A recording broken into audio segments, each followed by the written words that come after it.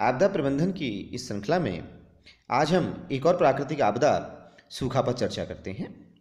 सूखा एक भयंकर प्राकृतिक प्रकोप है जो कुछ स्थानों पर विभिन्न प्राकृतिक दशाओं के कारण स्थायी रूप से स्थापित हो जाता है। इससे मानवीय क्रियाएं इतनी प्रभावित होती हैं कि कई बार उसे उस स्थान से पलायन तक करना पड़ जाता है। वास्तव में इसके विस्तार एवं वृद्धि में प्रकृति के साथ साथ मानवीय क्रियाएं भी कम उत्तरदायी नहीं होती। तो सूखा एक भयंकर प्राकृतिक आपदा है।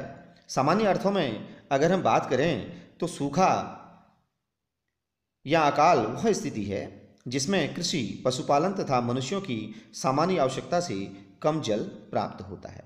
इस स्थिति को हम सूखा कहते हैं।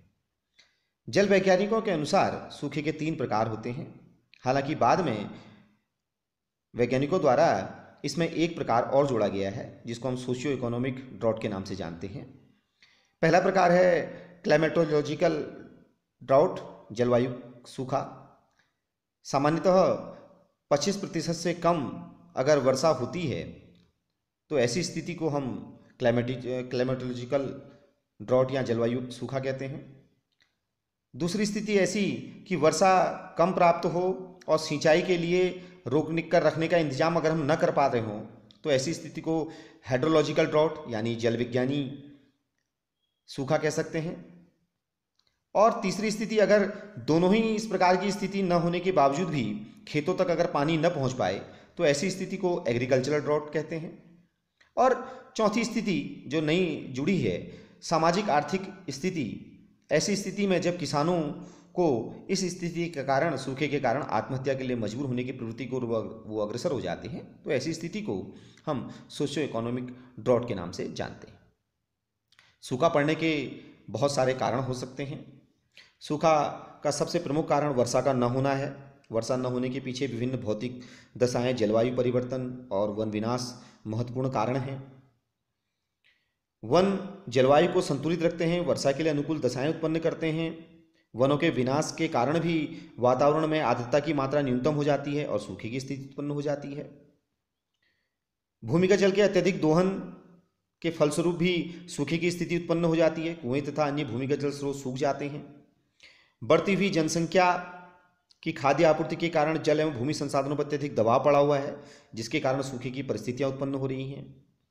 वैज्ञानिकों का मत है कि पृथ्वी तापन यानी ग्लोबल वार्मिंग भी सूखे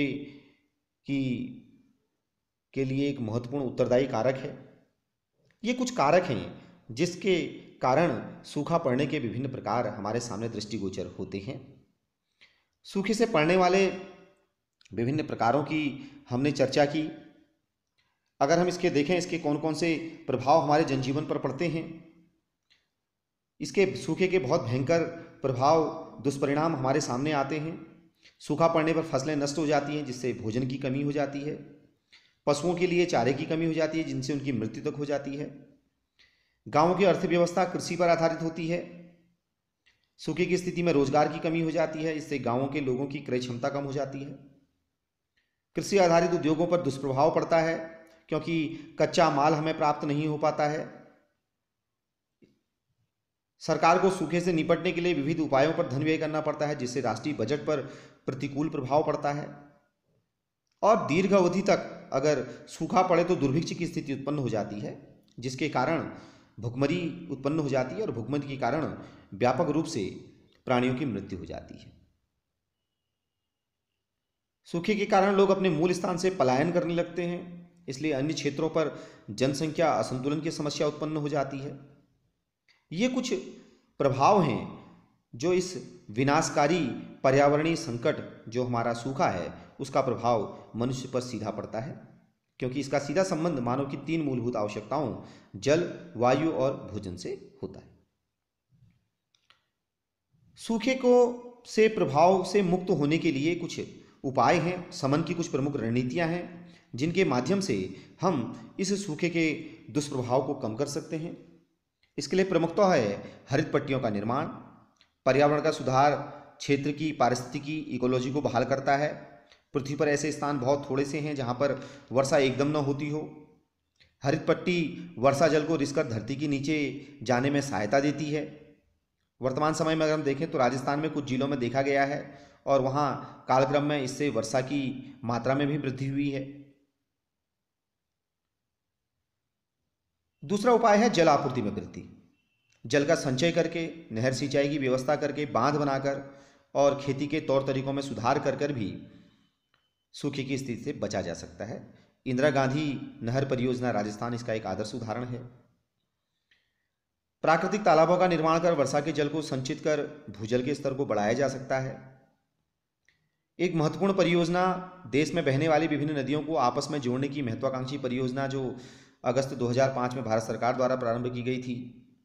इस योजना से भी सूखे क्षेत्रों में सिंचाई सुविधा उपलब्ध कराने के साथ साथ विद्युत उत्पादन के साथ साथ कई अन्य लाभ उत्पन्न हो सकते हैं। भूमि का उपयोग करें। सूखा संभावित क्षेत्रों में इस बात का विशेष ध्यान दें कि हरित पट्टी बनाने के लिए कम से कम 35% भूमि को अलग से रख दें। उसमें हम कोई भी ऐसे उपाय न करें, उसमें केवल हरित पट्टी को ही बनाकर रखें। ऐसे अनेक पौधे हैं जो भूमि के उपयोग के ढर्रे में सुधार लाने में सहायक होते हैं। और सबसे महत्वपूर्ण प्रभाव होता है जीवन की योजना बनाना। सूखा संभावित क्षेत्रों में आने वाली प्रमुख समस्या अकाल होती है, इसलिए असहाय वर्ग के लोगों को जीविका प्रदान करने के लिए सुनिश्चित योजना का बनाना होना बहुत महत्वपूर्ण है। रोजगार में खेती और अवसरों की व्यवस्था की जानी चाहिए। जीविका की योजनाओं से संबंधित पारिस्थितिकी में सुधार की आवश्यकता महसूस होती है, उसका उपाय करना चाहिए। कृषि उपजों का चयन विशेषज्ञों के अनुसार किया जाना चाहिए, क्योंकि कुछ विशेष कृषि फसलें एवं वृक्ष ऐसे होते हैं जिससे जल संरक्षण में सहायता मिलती है। तो ये ऐसे कुछ उपाय हैं जिनके माध्यम से हम सूखा की समस्या से अपना बचाव कर सकते हैं। भारत का एक अनुमान के अनुसार भारत का 75% भाग सूखा प्रभावित क्षेत्र है।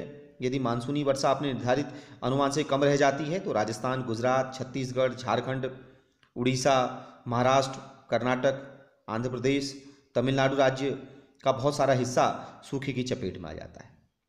राजस्थान और गुजरात में तो लगभग प्रतिवर्ष इस समस्या से ग्रसित ये इलाका रहता ही है। तो सूखा एक ऐसी धीमी गति से आने वाली ऐसी समस्या है जिसके शमन की रणनीतियों को अगर हम इसका उचित प्रबंधन करें तो इससे हम इसका बचाव कर सकते हैं या होने वाले नुकसान को कम कर सकते हैं। तो आज हमने प्राकृतिक आपदा सूखा पर चर्चा की, जिसमें सूखा के कारण, प्रकार, उसके शमन की रणनीतियों पर चर्चा की। आपको यह कैसा लगा अपनी राय दीजिएगा और चैनल को लाइक एंड सब्सक्राइब कीजिएगा। धन्यवाद।